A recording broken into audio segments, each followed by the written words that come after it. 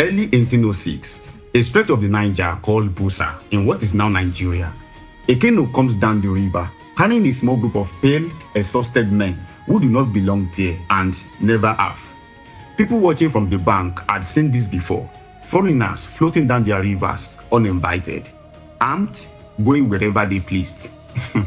But what happened next at Bussa was never fully agreed on by the people who told the story afterward. But this is certain. The men in that canoe were never seen alive again. And one of them was the most famous explorer in the whole of Britain. His name was Mungo Park. And to understand how a famous man ends up dead in the river with nobody able to say exactly what happened, we have to go back 11 years earlier to 1795.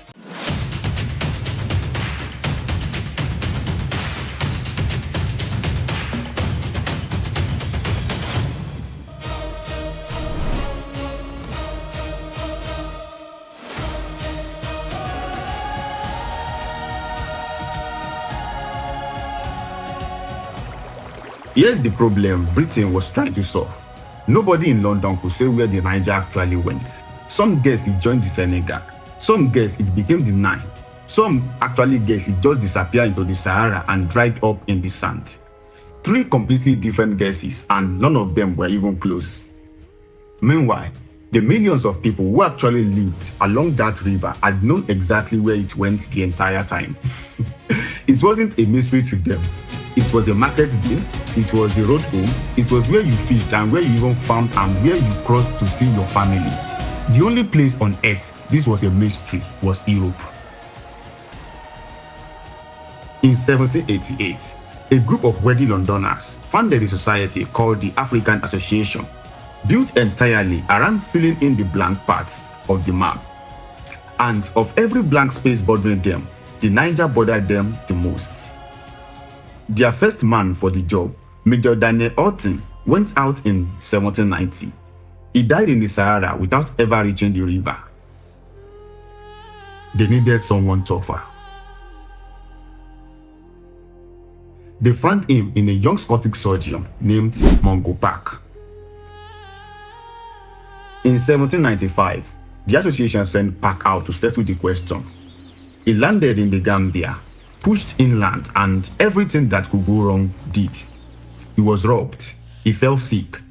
A Maori chief locked him up for 4 months before he escaped on a stolen horse with nothing but a pocket compass. But he kept going, and in the middle of 1796, half-starved, he walked up to the bank of a town called Segu and finally saw it with his own eyes. The river was flowing east, not west, like half of Europe had guessed. One look and 100 years of confident wrong guessing fell apart. Park went home a celebrity. He wrote a book about the journey. And here is where it gets a little embarrassing for Europe. From one vague line in that book, map makers in London invented an entire mountain range. They called it the Mountains of Kong, drew it stretching clean across West Africa, and printed it on maps after maps for the better part of a century. Nobody had climbed it. Nobody had seen it from a distance simply because it doesn't exist. Until a French expedition walked straight through the empty air where it was supposed to be in the 1880s. So Europe's most educated map makers spent 100 years confidently printing mountains that were not even there, based on nothing, because one explorer said something vague and that was apparently good enough.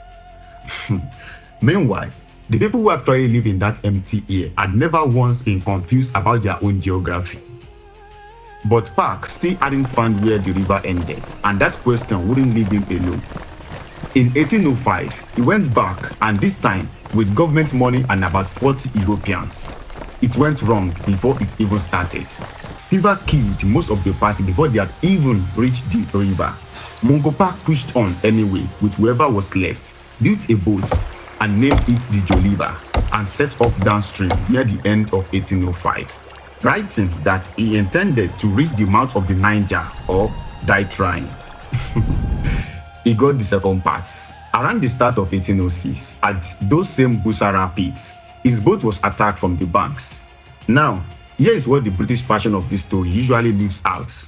Mungo Park's expedition had not exactly been making friends on the way down.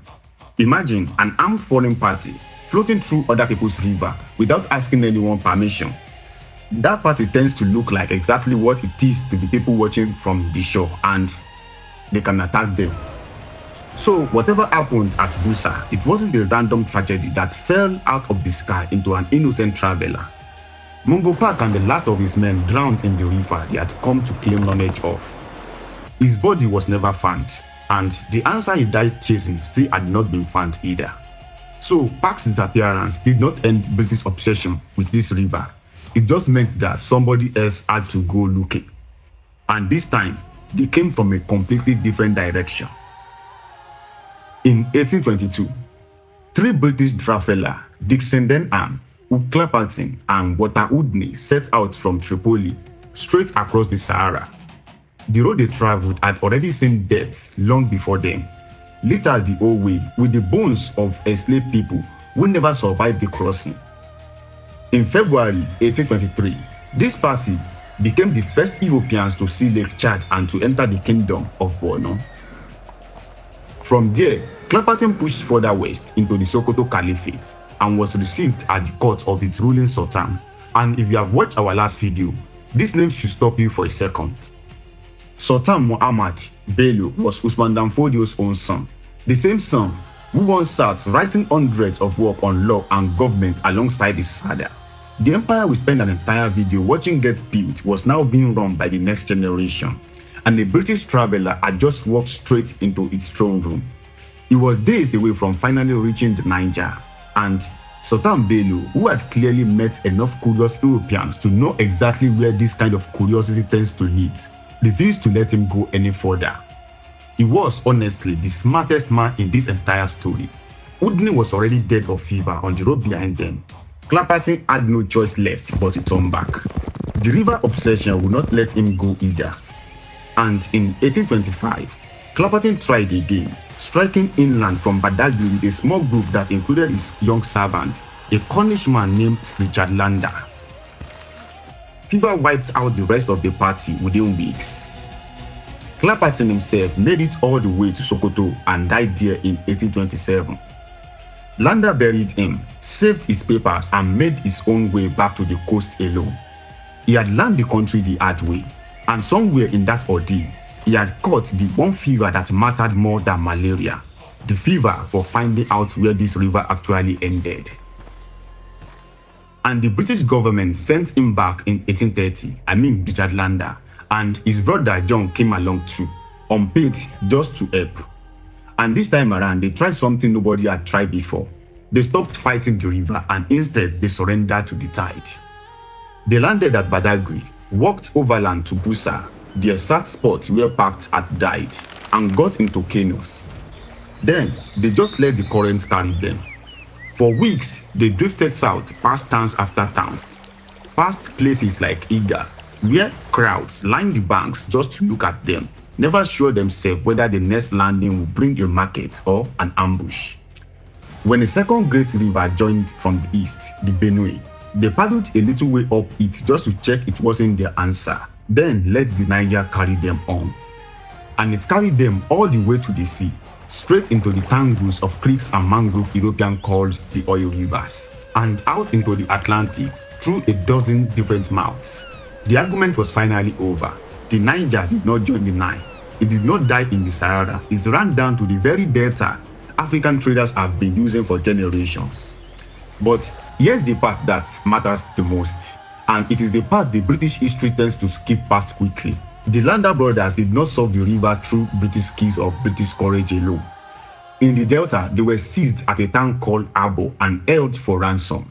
A brass trader the English called King Boy picked them up and carried them the last stretch to the coast, on nothing but the promise of payment. Britain's two brothers, Richard and John, reached England only because an African ruler decided to let them. The river's mouth wasn't cracked open by clever Europeans outsmarting the wilderness. It was handed to them at the last possible moment by the very people whose territory they have been drifting through the whole time. Richard Lander went home famous, The Royal Geographical Society gave him its very first gold medal for settling the course of the Niger. Britain celebrated it as a triumph of discovery. But nothing was discovered that wasn't already fully known by the people who lived there. What actually happened is that Europe finally caught up to the knowledge Africans had held for generations, and for the first time, a British ship could sail into that knowledge from the sea. The river was no longer a mystery, it was a door. And a door, once it is found, does not stay open only for the people who found it. And knowing where the river went, though, was never the same thing as surviving it. Solving the mystery did not save a single European's life. If anything, it was about to get worse. In a place about to end one of the darkest nicknames in the whole of West African history. And that is where we are going next. If you have not seen how this story actually started, then you need to watch this, the nation that formed Nigeria first. The river runs straight through every kingdom and empire we covered there. Subscribe and I will see you in the next one.